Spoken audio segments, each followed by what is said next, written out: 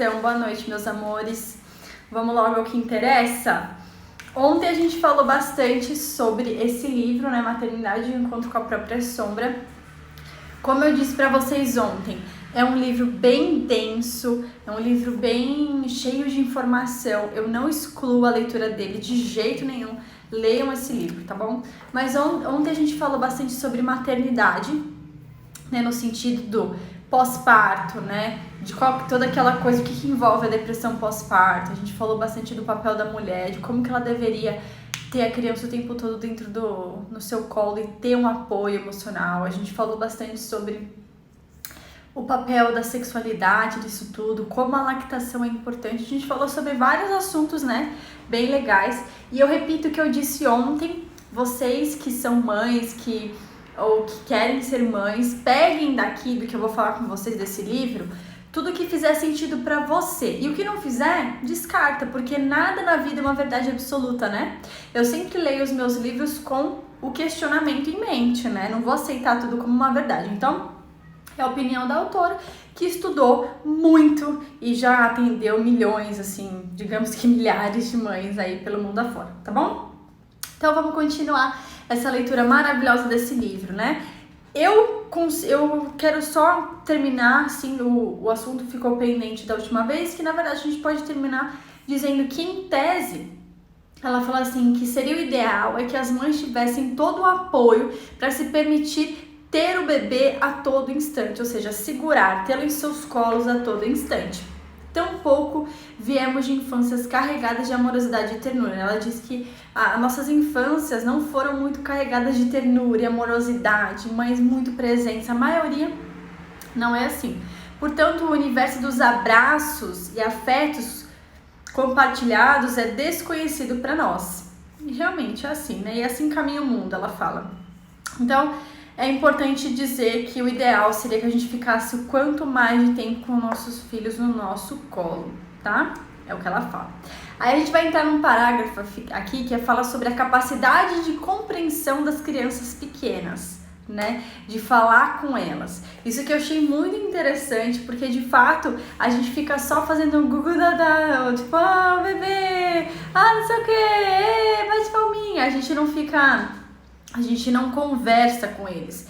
E ela diz aqui que o ideal é que a gente converse com o bebê desde que ele nasceu, dizendo exatamente aquilo que a gente está fazendo para ele. Por mais que ele não entenda, ele compreende o sentimento por trás daquelas palavras. Mas vamos continuar aqui para vocês conseguirem entender melhor. Então, o hábito de conversar com as crianças é pouco frequente e por isso parece estranho. Soa ridículo dar explicações para um bebê que aparentemente só sabe chorar, mamar e sujar as fraldas. Esse tipo de conceito em relação aos bebês pode ser tranquilizador se estivermos encaixados em uma lógica materialista, visível e tosca. Ou seja, a gente está tão preocupado em pensar racionalmente que a gente esquece o humanizar, né? O poder realmente deixar de lado o racional e se concentrar em, de fato, fazer aquilo que o nosso coração pede, o que seria melhor. Então, de fato, o exercício de conversar com as crianças tem a ver com entrar em contato com os planos sensíveis, o espaço no qual as criancinhas estabelecem alegremente uma relação fácil. Ela fala bastante sobre conversar com as crianças, né? E ela fala assim, partindo do preconceito, são pequenininhos e não entendem nada, permitindo-nos dar poucas informações aos bebês. E aí eu achei muito legal, porque realmente é tipo assim, vamos trabalhar e a gente desaparece. Isso é uma coisa que eu super me peguei pensando, porque o meu afilhado dele nasceu recentemente. Isso acontece muito com ele. Eu fico pensando, gente, o que será que ele pensa, né? Como que será que ele vê? Ele não pensa, né? Mas ele só sente uma ruptura, né? Que a mãe dele vai trabalhar, depois ela volta. E ela realmente desaparece pra ele, né? E volta pra casa ansiosa, né? Sem qualquer explicação. Tomamos decisões pessoais ou familiares que os envolvem. Além disso, nos deixamos em contato com outras pessoas que manipulam seus corpinhos, né? Que a gente leva para o supermercado, a gente tolera pessoas que eles não conhecem. Então, é interessante perceber o quanto a gente, às vezes, faz coisas com os nossos bebês, o que tá tudo bem. Eu imagino que a gente também não pode ficar presa a isso, mas é interessante olhar para o prisma de que Poxa, por que você não fala e não expressa uma conversa? Porque mais do que o falar é o sentir de que estou sendo visto, estou sendo olhada. Ela fala que é muito mais, é ilógico a gente pensar que falar com o bebê vai fazer sentido. Mas ela diz que é muito importante esse tipo de comunicação e que no plano mental eles entendem. Achei bem curioso, né? Muito interessante. Porque é necessário que as crianças saibam o que acontece? Porque elas têm o direito de organizar seu entendimento da mesma forma que os adultos. E é interessante notar que as crianças reagem com violência quando não são consideradas em sua totalidade. Quando a mãe do nada some, quando do nada algum estranho pega a criança e fica girando de um lado para o outro, né? Então tem muito isso. Por isso devemos adotar o hábito de conversar com as crianças, por menores que sejam. Ela reforça, tá bom? Aí vamos entrar aqui num capítulo que chama Recursos Concretos para falar com as crianças. Então assim, falar com as crianças fica mais fácil quando começamos desde o nascimento, que ela fala sobre isso. As mães passam longas horas a sós com o bebê. Afastada dos palpites bem intencionados, pode se exercitar contando-lhes apenas, tipo assim, vou trocar sua fralda, preciso que você me espere um pouco, sua barriga está doendo, é por isso que você está chorando, é muito difícil ser bebê. Enfim, prestar esse tipo de conversinha que eu já disse, é o emocional, né? E outra coisa é que ela fala bastante aqui, é sobre a nossa dificuldade de falar com as crianças, e aí seja qualquer tipo de criança, na primeira pessoa, né? Então, quem que já viu uma mãe falar para um filho, ai, não enche o saco, troca isso logo, e fica descontando tudo que existe dentro do universo pessoal dela na criança, ela nunca presta. E aí eu acho que em todas as relações humanas a gente dificilmente presta um apoio emocional no sentido de eu estou frustrada com o seu pai, eu estou frustrada porque é muita coisa pra fazer e eu estou descontando em você, me desculpa. Quantas vezes a gente faz isso, seja em qualquer situação, seja com amigo, seja com namorado, marido, seja com qualquer tipo de pessoa ao nosso redor. A gente dificilmente presta esse tipo de apoio. Então ela diz que é muito importante a gente falar com nossos filhos como se fosse dizer das nossas fraquezas, porque dificilmente eles entendem, eles só entendem que o que eles sentem é desnecessário, não quer ser olhado, a opinião deles não é vista, não é quista, né? Então ela fala muito importante sobre essa coisa de falar na primeira pessoa. Tá, aí ela dá um exemplo, vamos lá? Ramiro cai e machuca o joelho, chora. A mãe diz carinhosamente, Ramiro, não aconteceu nada. Então Ramiro entende que aquilo que ele sente não é de fato nada. Mas como continua doendo, chora com mais intensidade. A essa altura a mãe se irrita porque está exagerando. No final, Ramiro já não está seguro do que está acontecendo com ele. Olha que louco, né? Então, na nossa rapidez de pensamento, na nossa intensidade de coisas que acontecem ao nosso redor, quando a gente vê uma criança expressando algo que pra nós é bobagem, a gente tende a diminuir ou desconsiderar o sentimento daquela criança. Então, ô Ramiro, não é nada, vamos filho, vamos, pai, tá doendo não. O ideal seria que a gente sentasse e falasse, poxa filho, tá doendo, vai doer mesmo, é normal, daqui a pouco passa, a mamãe vai dar um beijo pra sarar. É prestar esse tipo de apoio emocional que todo mundo gostaria, e é por isso que as nossas crianças feridas, elas ficam tão feridas e nos acompanham por tanto na nossa vida, porque a gente fica todo momento esperando receber aquele amor que a gente não recebeu, tá? Vamos seguir então. Aí ela fala sobre quando a criança se machuca, dizemos que na verdade não se machucou. Quando existe violência em casa, afirmamos que nada está acontecendo. O resultado é que as crianças vão armando sua relação com o mundo levadas pelas mães da mãe ou da figura materna. Então a criança vai construindo o seu próprio eu, separando-se da fusão emocional, à medida que vai integrando com o que está fora. O que acontece aqui? Quando você chega, por exemplo, ela deu um exemplo aqui de uma mãe que está tendo problemas com o filho na escola, e aí o filho apresenta comportamento super agressivo, e aí vão conversar com aquela mãe, e o que está acontecendo em casa? Nada, tá tudo bem, não acontece nada. Ela briga com o marido, é violenta, tá todo mundo brigando, um caos, e ela diz que tá tudo bem, e isso desvalida o sentimento da criança, ela parece a errada da situação. E de novo, toda aquela coisa de desconsiderar o sentimento de quem está vivendo um caos. Então é importante a gente parar de querer fugir, né? Colocar um véu sobre aquilo que acontece, porque só isso só vai gerar mais dor para todos os envolvidos, certo? Vamos seguir. É exatamente isso que entra agora. Das crianças com problemas. Que ela fala aqui, para facilitar essa integração, as crianças precisam de um lar no qual se sintam amparadas e protegidas. Lamentavelmente, às vezes a casa em que vivem não é exatamente um refúgio no qual possam se recuperar das feridas das almas e dos choques inevitáveis resultantes da experiência do mundo, né? Então, no caso, ela quer chegar em casa, o mundo tá cheio de coisa, cheio de frustração, ela quer chegar em casa e que alguém possa ouvi-la, né? Ai, a água. Seja pra falar de qualquer coisa, ela quer se sentir ouvida, amada, respeitada. E quando ela não tem isso, é muito frustrante pra ela. Então, no caso, por exemplo, crianças que são, como eu falei, diagnosticadas como difíceis. Teve esses dias já faz um tempo que uma mãe veio me chamar e dizer se eu podia atender o filho dela. O filho dela novinho, ele tinha, sei lá, 4 anos, 5 anos. E eu falei pra ela, o problema não é seu filho. O problema nunca é o filho, o problema normalmente é a mãe.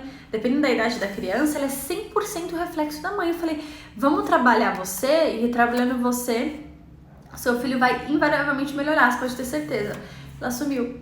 Porque as pessoas não estão dispostas a trabalhar assim, elas não estão dispostas a enxergar o que nelas resulta as coisas que elas vivem. Elas não estão preparadas para assumir a autorresponsabilidade pelas suas vidas. Elas estão o tempo todo querendo culpar o mundo. Os filhos que têm 4 anos e não entendem nada, a criança é o problema. Muito importante a gente estar atento a isso, sabe? Vamos seguir. Tá. Aí ela entra aqui num capítulo, gente, que assim, vou dizer pra vocês, não é um capítulo facinho, não. É um capítulo que a gente vai precisar ter muita mente aberta aqui. Ela fala sobre o papel do homem num casamento. E aí, de novo, eu reforço, ela é uma escritora chamada Laura Gutman, não é a minha opinião, Larissa, eu gosto das coisas que ela fala, mas eu tô passando aqui pra vocês coisas que são interessantes, tá? Então ela vai dizer o que ela viu ao longo de vários anos, que ela estudou milhares de coisas, que ela é uma autora best-seller pra estar falando isso. Então assim, vamos manter a mente aberta e tentar entender o conceito por trás do qual ela está falando o que ela está falando, sem julgar, que nós somos mulheres de mente aberta, né? Então vamos juntas. As mulheres querem um príncipe encantado.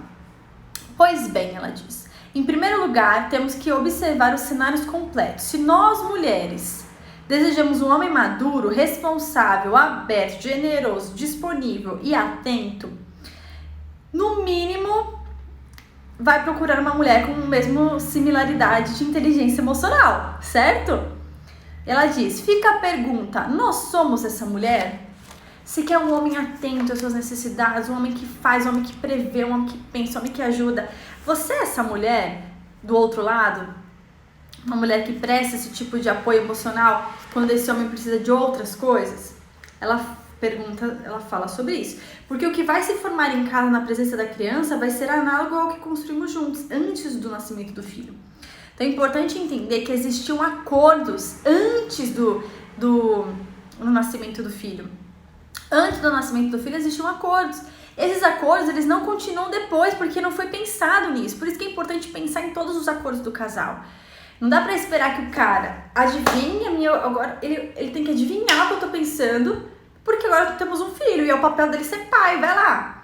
E na verdade vocês têm que sentar e fazer acordos. As pessoas têm dificuldade de ter as conversas difíceis. A gente espera que o outro assuma, que o outro adivinhe o que eu tô pensando. Porque se não adivinhar, olha lá, nossa, ele é bem sem noção, né? Não adivinha nem o que eu tô pensando, não sabe que isso é básico. E a maioria deles não sabe. Então é importante que a gente esteja disposto a fazer novos acordos, né? Se a mulher decidiu ficar com o homem só porque ele era divertido, tinha boa química, havia atração sexual e decidiu se casar, muito bem, perfeito.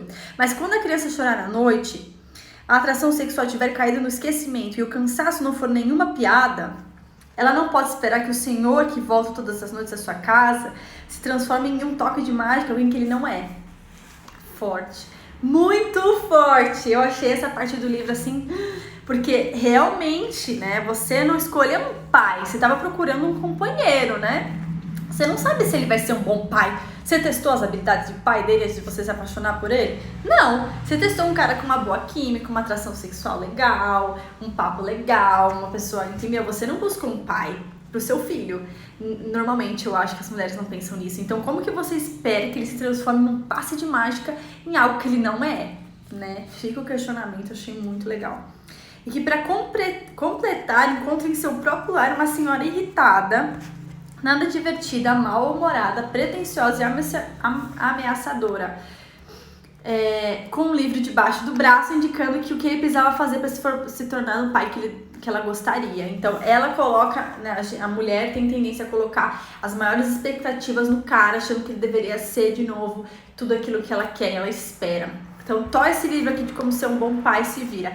Esquecendo, gente, não tô dizendo que ele é um santo, pelo amor de Deus, mas ele tem as suas próprias questões. Ele nasceu num lar diferente, ele tem os seus próprios pensamentos.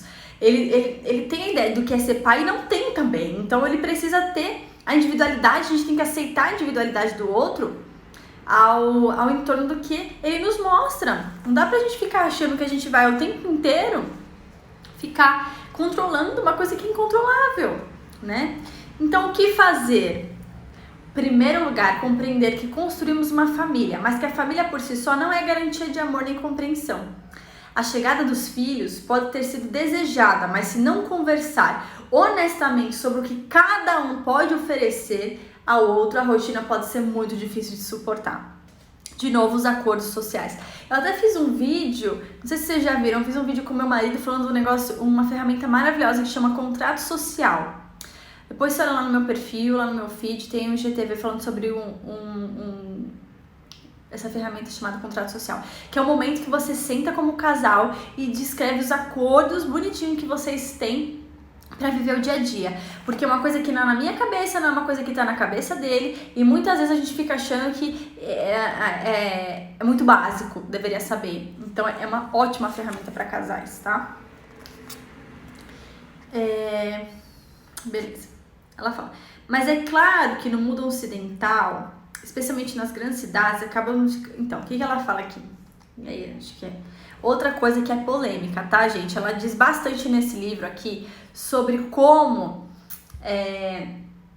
a relação de marido e mulher na hora que se tem um filho, ela é deturpada, porque nesse nosso mundo moderno, a gente fica esperando que ele faça 1000 coisas também. Que ele troque com criança, que ele dê banho, que ele amamente não, mas que ele faça várias coisas para ajudar a mãe, que ele acorde no meio da noite, que ele faça um monte de coisa. Quando na verdade o que ela diz, não venham dizer que foi eu que falei, ela tá falando, e eu tô conversando com você sobre isso.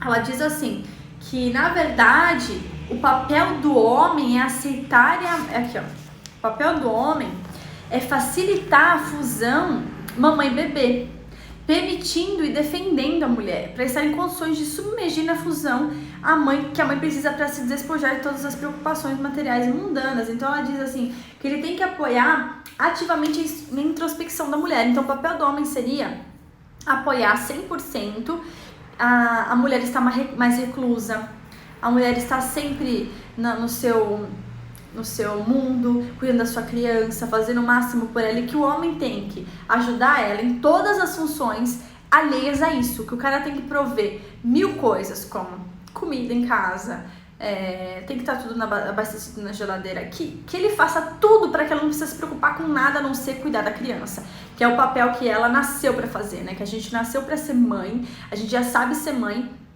E o pai, normalmente no momento que o filho nasce, ele tá muito deslocado, ele mal sabe o papel dele. E hoje a gente impõe que ele faça muitas coisas. Eu não tô dizendo se é certo ou se é errado, eu tô discutindo com vocês sobre esse questionamento.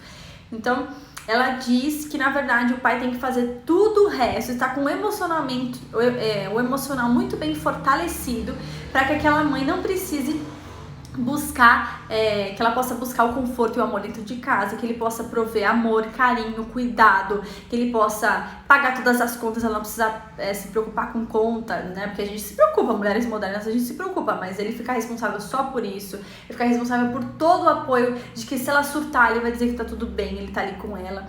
Mais importante do que trocar uma fralda, ela diz, mais importante do que o cara ajudar a trocar uma fralda, é ele estar ali disponível para entender se ela não quiser fazer sexo, entender se ela estiver chateada, incomodada, é prestar todo o apoio emocional que ela precisa quando ela tá ali cuidando do filho, que às vezes é uma coisa que só ela vai fazer. Daí ela diz assim, que existem muitas mulheres que fazem o quê? Deturpam isso. Elas falam, eu quero que você ajude com o banho. Aí o cara vai dar banho, elas ficam reclamando que, pô, como assim você tá dando esse banho gelado, você não molhou todo o banheiro, você não fez direito, e na verdade elas só estão ali para reclamar que o cara não fez, porque na verdade o que ela queria era um abraço, era um apoio, era um elogio, era um toque, entendeu? Então na verdade a gente quer uma coisa, a gente fala que quer uma coisa querendo outra.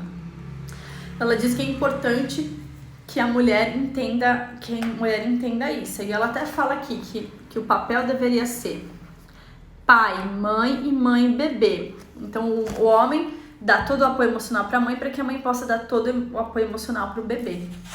Achei interessantíssimo. Interessante.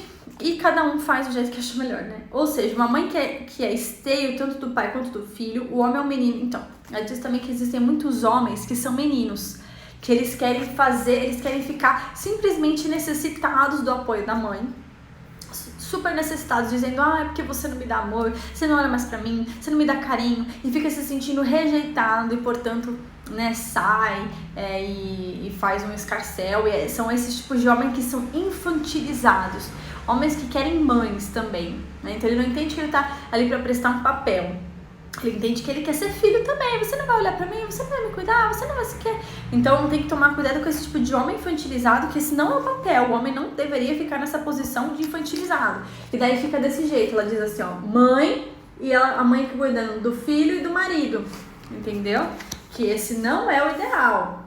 Ela fala assim, que trata-se de um apoio emocional com ida e volta. Cada membro do casal se ocupa e satisfaz as necessidades e desejos do outro. Eles estão voltados ao bem-estar e ao equilíbrio de ambos, quando se é um casal só. Mas quando se trata de uma célula familiar, o pai que sustenta emocionalmente a mãe, que sustenta emocionalmente a criança. Vocês estão entendendo? Eu achei muito legal. Então, lamentavelmente, as mulheres estão tão perdidas de si mesmas, se conhecendo tão pouco e tão infantilizadas, que costumam formular pedidos deslocados. A questão dos pedidos deslocados é profunda no capítulo Os Limites da Naná. De qualquer forma, darei um exemplo, que é o exemplo que eu acabei de dar pra vocês. A mãe precisa ser abraçada pelo marido, mas em vez de fazer o pedido claramente, pede ao homem que banhe a criança. O pai responde com exatidão, beleza, vou lá banhar a criança, claro, você me pediu, tô indo. No entanto, a mãe fica insatisfeita, o banheiro ficou molhado, a temperatura não foi adequada, a criança chorou. E na realidade, a sua necessidade original era o abraço. E ela não foi explícita, portanto não pode ser satisfeita. Faça esse esclarecimento porque costumamos confundir apoio à mãe com ajuda na criação do filho. São duas situações bem distintas, ela fala. Uma mãe apoiada, bem abraçada, pode banhar a criança sem problemas. Então ela diz que na verdade, o que a mulher precisa é realmente entender que ela precisa de o máximo de apoio e que a gente tem que entender que o cara só banhar a criança não vai adiantar. Você tá precisando de muito mais que isso, tá precisando de uma maturidade emocional, e ele trocar a fralda não vai te deixar menos insatisfeita com ele. Ele deixar todo o seu ambiente perfeito para você poder cuidar do seu filho talvez faça você mais feliz, entendeu? É a percepção dela e eu achei interessante. E, meus amores, tem muitas coisas a mais aqui para conversar, mas eu acho que esse livro, ele realmente ele é muito extenso, ele aborda assuntos bem polêmicos, então assim, eu não vou entrar muito mais nele, porque eu acho que se você gostou do que eu falei até agora, você tem que comprar esse livro e tem que ler, mulher, porque ele tem muita coisa aqui que a gente vai precisar, eu vou precisar ler várias vezes quando eu ficar grávida, porque tem coisa aqui muito importante que quebra muito tabu, e eu achei interessante. Então, de novo, eu volto, não é minha especialidade, né, eu fiz questão de trazer aqui pra vocês, para que vocês tivessem uma ideia do que é a maternidade, no sentido de você encontrar, se tiver um encontro direto com a sua própria sombra. Vocês entendem? Então, e o que é essa própria sombra e como que as mães projetam as suas sombras nos seus filhos? Achei importantíssimo que vocês tivessem consciência disso. Então, só recapitulando, o que é uma sombra? A sombra é tudo aquilo que a gente quer negar. Tudo aquilo que eu não quero ver, né? Por exemplo, essa mamãe que veio me procurar dizendo, cuide do meu filho, e eu falei, mas você precisa se cuidar primeiro, e ela foi embora, ela tava negando a própria sombra, dizendo, imagina, eu não tenho nada de errado comigo, eu tô tudo bem, eu só brigo com meu marido de vez em quando. A gente acha que não tem problemas pra olhar. É engraçado isso, a gente acha, eu tô só aqui com uma satisfaçãozinha aqui, mas não entende que isso é só a pontinha do iceberg, que existe um enorme bloco de gelo embaixo, com um monte de coisa pra ser olhada, ser trabalhada, ser estudada. Então, a gente tem que tomar cuidado que nessa ânsia de fugir das nossas sombras, a gente acaba sobrecarregando um serzinho que não tem nada a ver, que ele veio para receber amor incondicional. E se você não tá bem, ele não tá bem. Parar de achar que é o externo, eu peguei uma gripe, porque não sei o quê, porque o fulano veio aqui com doença. Na verdade não, ele tá refletindo o que existe dentro de você. Eu vivi isso recentemente, tô falando, meu afilhado nasceu e a gente ficavam culpando tudo menos o que estava acontecendo dentro de uma mãe.